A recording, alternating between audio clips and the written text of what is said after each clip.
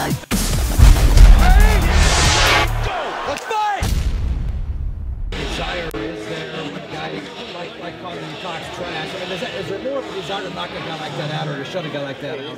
Oh, it's always just exciting to get in when there's a lot of hype around a fight. You know, sometimes it's tough when there is none. You know, sometimes it's tough to stay motivated in the gym when you're going through the same grind every single day. So when you got someone in there, you know, feeding your fire, it definitely makes for a more interesting training camp. Anytime you're in there pushing yourself to the limits, you have that in the back of your mind to just go that little extra. So. And with the lack of the big, long workout to prepare for a fight like this, disadvantage for you, or how do you look at that? I'm feeling damn good right now. I'm the type of guy that I overtrain pretty damn quick. So, you know, if I get usually within, you know, 3 to 4 weeks in a training camp, I feel probably peaked out at that point. And then it's a lot of maintaining and just keeping that game plan going from there. So, I mean, I think from what I had, the base that I had already built, jumping into this, you know, 2.5 week training camp, you know, I feel solid right now. I feel fast, I feel explosive, I don't feel full of injuries and beat up. So only time will tell Saturday night. So right now I feel great. How do you look at that trash talking? Is it fun? Is it annoying? Is it? I mean, it's all just part of it, really. I mean, I've been a top-level competitor my entire life, so you know, I've dealt with guys like that all the time. You know, I've seen it in the past. You know, I get in there, I deal with it, I beat them up, and you just go on with your life. So it's all part of it. This is what's selling the fight. This is what's bringing all these microphones right here. So I'm 100% okay with it. You know, this is a huge opportunity for me, and I just can't wait to get in there and perform. Chad, if you were in Aldo's position with an injury, what would you have done in that spot? Man, that sucks. I mean, it's a tough thing to go through. You know, that was a long training camp, I would imagine, you know, having to do all the media tour and traveling all over the world to do all that kind of stuff to promote this fight, and you know, right before you get an injury like that to where you can't fight. So I mean, I know what it feels like. I've been injured before in big competitions, and it sucks. So I mean, it's just, I don't know personally how injured he really is. I mean, I've had stuff done with my rib before, cartilage separated, broken stuff, and it's no joke, man. So, I mean, it just sucks. I think. You think it's unfair that some fans are being like, "Oh, why didn't he make the fight? You know, he's you know, wussing out or whatever." I mean, what sucks for Aldo is that he just gets injured a lot. So, I mean, it's something that's been reoccurring, and so a lot of people are just starting to get irritated, I think. But like I said, I mean, the injuries are really out of our hands, guys. I mean, we train, we try to be as safe as we can, but you do realize this is MMA. This is a sport where we're continuously beating on our bodies every single day. So, I mean, we try to take all the precautions we can. We're all the right gear and stuff to keep from that kind of stuff happening. But yeah, a lot of the stuff it's out of our hands. You just can't control it. Conor says he's trying to make a $3.5 million bet with Lorenzo and Dana that he can finish you by the second round.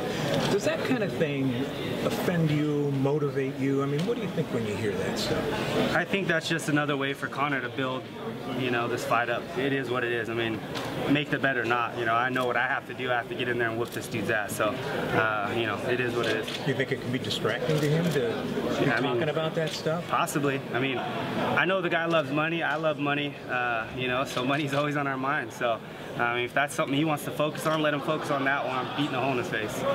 How do you feel? I mean, you fought for the title before, but you seem almost like more relaxed this time, even though it's kind of a weird situation. How do you feel compared to those previous title fights?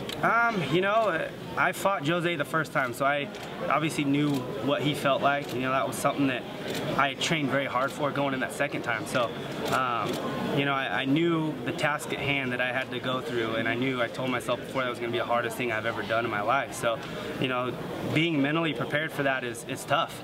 And, you know, this is a title fight. This is a fight, to me, that has a lot of hype around it.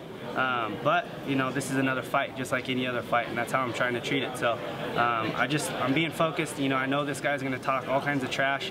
Luckily for me, I didn't have to listen to all this shit through an entire training camp. I get to come in here fresh and just get in there and whoop this dude up. So I'm sitting in a good spot, I feel. I've heard a lot of people say, hey, if Chad had a full training camp, I'd pick Chad. But in this situation, I'm not. Do you allow that maybe you're a different fighter than you would be with a full training camp?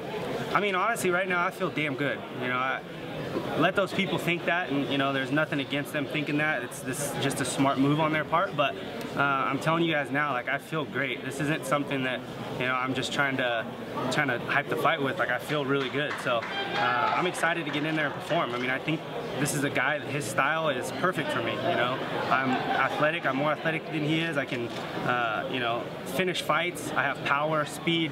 You know, you guys are in for a treat, I believe. So stay tuned.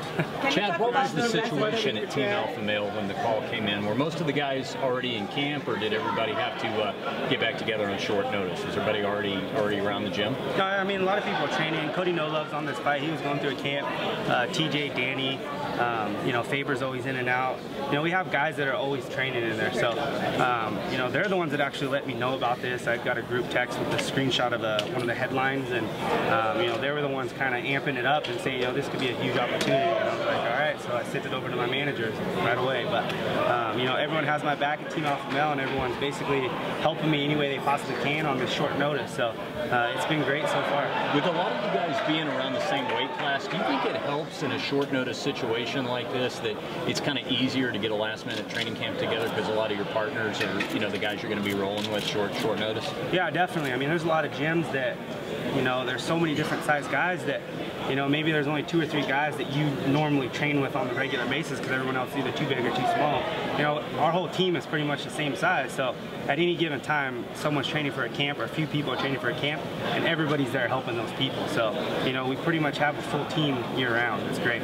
Chad, Dana said the other day that... Can you read a promo line for us as well? Sorry, man, she's prettier than you. Can you read that line up there to the camera? It's right at the heart of it. What is it? One more. We're feeling. It's right at the heart of it. What is that for? Promo. Oh, cool. Chad, styles make fights. How do you see this kind of thing unfolding? You know, I feel comfortable anywhere this fight goes. I feel like I can knock Conor out. He's the type of fighter that he loves to stand and strike. He's got long distance, but the thing is he gets hit a lot in fights. He drops his hands. He kind of gets lazy in there at times, and you know, when you get a guy like that that's taller than me, that's where I lay the hammer down on these dudes. I mean, I have power with both hands. You know, I can finish a fight on the feet, but obviously I have my wrestling. You know, I feel like I can put this guy on his back. We've seen him get taken down in fights. We just haven't seen him held down on his back and controlled on the top. So I feel like I can either finish the fight on the ground or on the feet. I'm feeling comfortable. Will he come in a lot heavier than you, just size-wise? Good. All right, guys. Thank you. Thanks.